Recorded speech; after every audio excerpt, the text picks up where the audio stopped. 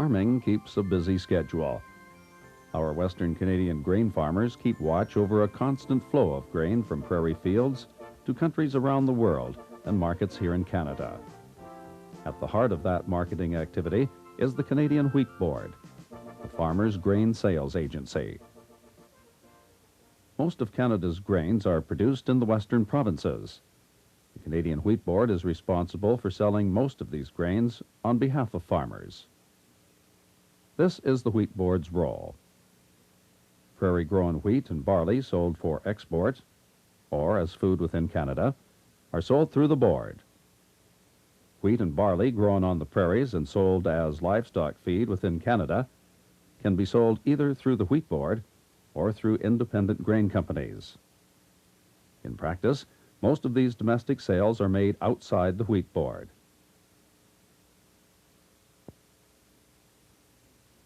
Other grains grown in Canada, such as oats, rye, flaxseed, canola, and specialty crops, are marketed only through independent grain companies.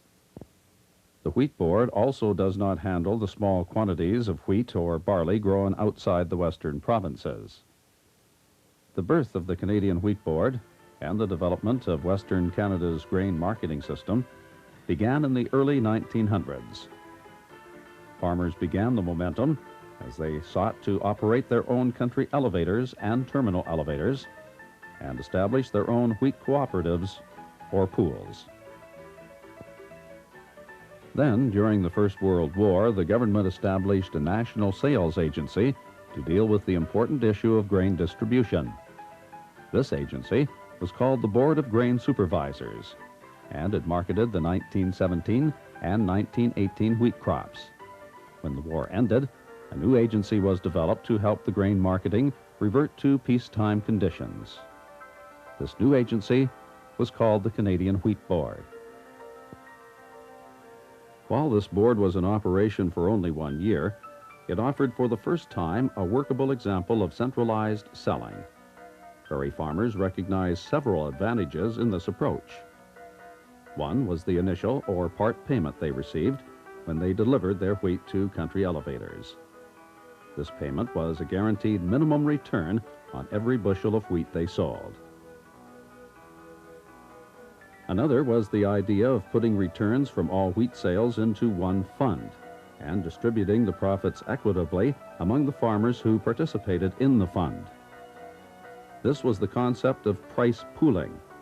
It meant that all profits from the sale of the wheat crop were returned to the farmer, and each farmer received the same price for the grain and grade delivered. Prairie farmers saw real value in price pooling. Farming on the prairies was risky enough because of climate and geography. Pooling gave them a way of smoothing out the highs and lows of the year's market returns. In those days, as now, grain prices could fluctuate widely over brief periods. Farmers who were unable to deliver when prices were highest or did not have the market information needed to determine the peaks and valleys of grain prices could suffer large losses. Price pooling gave them a mixture of all prices received for their grain.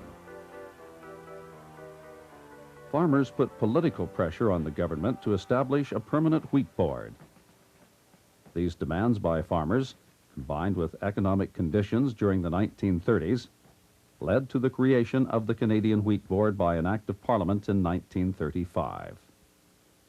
In 1943, the board became the sole receiver of all prairie-grown wheat. In 1949, its powers were extended to include oats and barley. Oats was removed from the Wheat Board's jurisdiction effective August 1st, 1989. Today, the Canadian Wheat Board is the world's largest grain marketing board and the world's single largest merchandiser of both wheat and barley. The board is one of Canada's largest corporate enterprises and the single largest net exporter. Price pooling remains the cornerstone of the Wheat Board.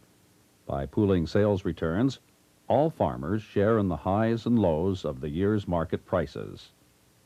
Each receives the same level of payment for the same grade of grain, no matter when it was delivered during the crop year. Farmers are paid an initial payment for the grade and type of grain they deliver to a country elevator. The initial payment is generally set below prevailing world grain values. The federal government is responsible for setting the level of the initial payment, and it guarantees this payment to farmers. The initial payment may be increased during the crop year. It cannot be reduced. If an increase is warranted, adjustments are sent to farmers who have already delivered grain. The Wheat Board sells the grain delivered to it and collects the sales revenue in 4 separate pool accounts.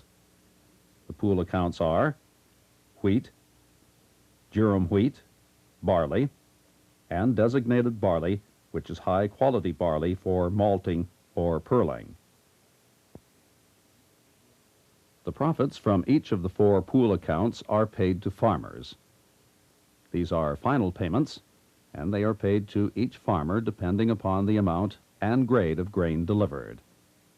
On rare occasions, a pool account has recorded a deficit.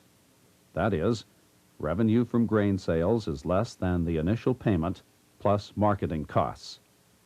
In such a case, farmers do not receive a final payment for their grain, and the federal government must make up the cost to the pool account. The Western Canadian Prairie is Canada's main grain-producing region. Climate and soil combine to produce good quality grain in quantities greater than Canada can use domestically. So each year, prairie farmers have grain that they want to ship from their farm to markets around the world. Not all of that grain can be shipped from the farm at once. There is not enough capacity in prairie elevators to receive it, and Canada's railways and export ports are not equipped to handle such a surge of grain. In addition, Canada's customers want to receive grain on a regular basis throughout the year, not all at once. The Wheat Board controls farmers' grain deliveries so that customers' needs are met, and the transportation and handling system can ship grain most efficiently. Control over deliveries also gives farmers a more equitable opportunity to use handling and transportation facilities. The Wheat Board signals farmers to deliver grain to country elevators as the grain is needed to meet sales. The amount each farmer delivers will vary depending on how a farmer chooses to allocate his or her delivery opportunities over the crop year. In some cases, the board will make a delivery opportunity available in one area of the prairies and not in another. However, over the course of the crop year, the board will try to make delivery chances as equal as possible for all areas. Once in the country elevator, grain must be moved to Canadian markets or to ports for export from Canada. The Wheat Board plays a major role in coordinating the shipment of millions of tons of grain each year. Almost all grain intended for markets off the farm travels by railway. There are great distances involved, and a huge collection system comprised of hundreds of grain elevators and many miles of railway tracks. To manage this movement, the Wheat Board has developed a highly coordinated system of retrieving just the right amount and kind of grain to meet sales commitments. Each week, the board allocates rail cars to pick up grains from delivery points along individual sections of trackage. The kinds and grades of grain these cars will collect are the grains that the board earlier signaled farmers to deliver. The destination of the rail cars reflects the board's sales programs at various ports. The Wheat Board does this job even though it does not own any of Canada's handling or transportation facilities. With the exception of 2,000 rail cars, the board does not own any part of Canada's railway system. It also does not own any country or terminal elevators. These independent companies and cooperatives act as agents of the board through the annual signing of handling agreements. In all respects, The Wheat Board operates as an independent commercial grain trading company with one very notable feature. The board's mandate is to achieve the best return for the farmers it serves. The aim of the board, as stated in the Canadian Wheat Board Act, is to achieve the best combination of volume and price on behalf of prairie farmers. International grain trade is a fast-paced business. Significant volumes of grain change hands very quickly. Decisions regarding a sale have to be made on the spot. Through the terms of the Act, the board can make these sales determinations on its own. Daily sales and pricing decisions are the responsibility of the commissioners of the board, assisted by senior staff. Commissioners and board staff deal face-to-face with international grain buyers or conclude sales of Canadian grain over the telephone or by telex. The board enters into long-term grain agreements with foreign trading agencies. It is also responsible for arranging financing for the daily operations of the board. The employees of the board are not civil servants. All salaries and operating expenses of the board are paid by farmers and not the federal treasury. Board commissioners and senior executives meet regularly with the Producer Advisory Committee, which is elected by farmers for a 4-year term.